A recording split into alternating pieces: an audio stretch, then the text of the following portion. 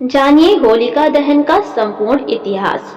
प्राचीन पर्वों की यही सुंदरता है कि इनके पीछे छुपे पौराणिक राज हमें आकर्षित करते हैं। आइए जानें होलिका दहन का अभिप्राय और इतिहास। होलिका दहन का पर्व संदेश देता है कि ईश्वर अपने अनन्य भक्तों की रक्षा के लिए सदा उपस्थित रहते हैं। होलिका दहन होली त्योहार का पहला दिन फाल्गुन मास की पूर्णिमा को मनाया जाता है। इसके अगले दिन रंगों के खेलने की परंपरा है, जिसे गुलेंडी, घुलंडी और धूली आदि नामों से जाना जाता है। होली बुराई पर अच्छाई की विजय के उपलक्ष्य में मनाई जाती है। होलिका दहन, जिसे छोटी होली भी कहते हैं, के अगले दिन पूर्ण हर्षोल्लास के साथ रंग खेलने का विधान है और अबीर गुलाल आदि एक दूसरे को लगाकर वे गले मिलकर इस पर्व को मनाया जाता है।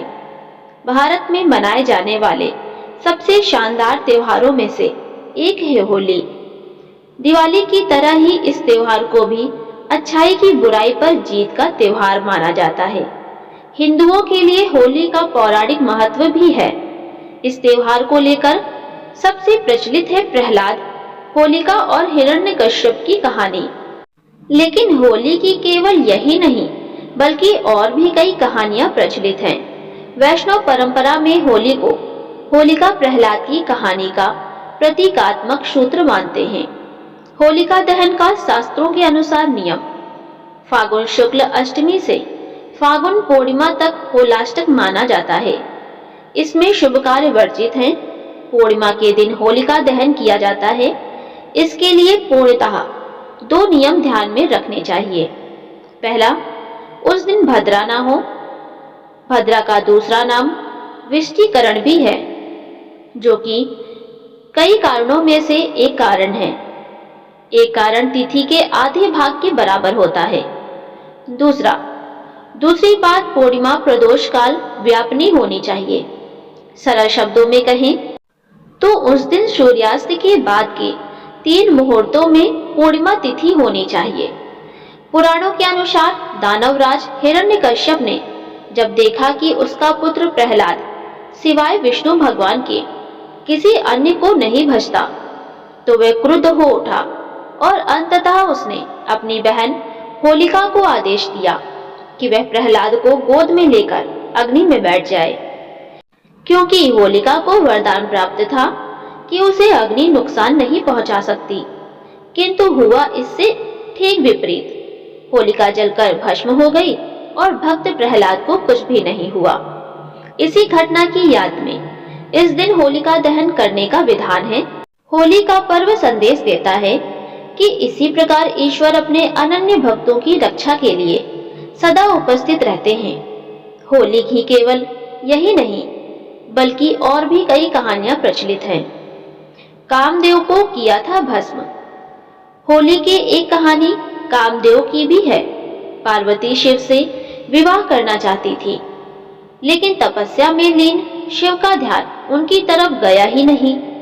ऐसे में प्यार के देवता कामदेव आगे आए और उन्होंने शिव पर पुष्प बाण चला दिया।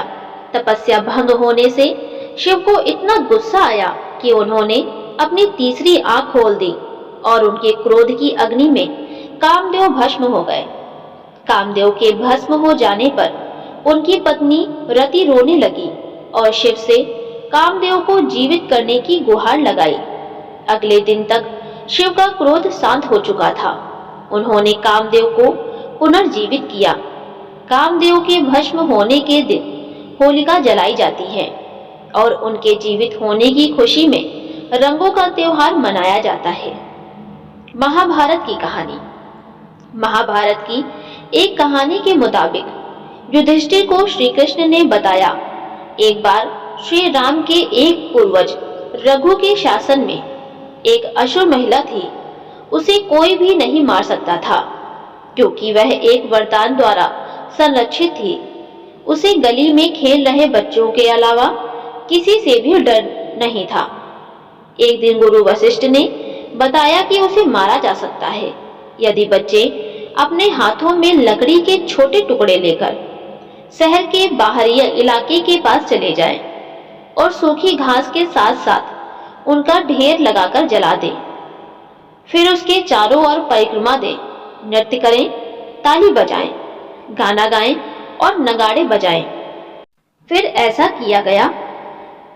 इस दिन को एक महोत्सव के रूप में मनाया गया, जो बुराई पर एक मासूम दिल की जीत का प्रतीक है। श्री कृष्ण और पूतना की कहानी। होली का श्री कृष्ण से गहरा रिश्ता है। जहां इस त्योहार को राधा कृष्ण के प्रेम के प्रतीक के तौर पर देखा जाता है, वहीं पौराणिक कथा के अनुसार जब कंस को श्री कृष्ण के गोकुल में होने का पता चला, तो उसने पूतना नामक राक्षसी को गोकुल में जन्म लेने वाले हर बच्चे को मारने के लिए भेजा। पूतना स्तनपान के बहाने शिशुओं को विषपान कराना था, लेकिन कृष्ण उसकी सच्चाई को समझ गए। उन्होंने दुग्धपान करते समय ही पूतना का वध कर दिया।